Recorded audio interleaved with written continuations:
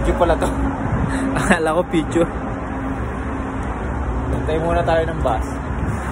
Bababa ko lang 3:01 eh. Tapos ako sa trabaho. Pauwi na ako ng Pinas! Pauwi na ako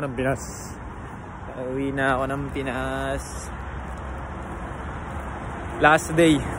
Uwi ako ng July 4. Flight ako ng July 4. Dating ko ay July 5. Sarap.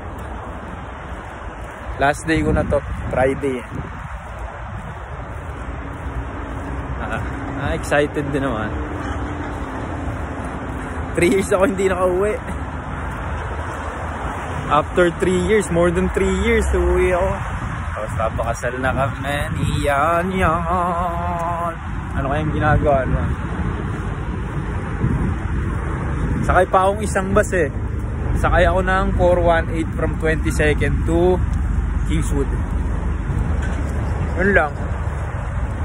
Gusto ko lang may memory, parang last day. Tapos pagbalik ko, drive na naman ako. 3 months, for 3 months hindi ako nag-drive. Grabe.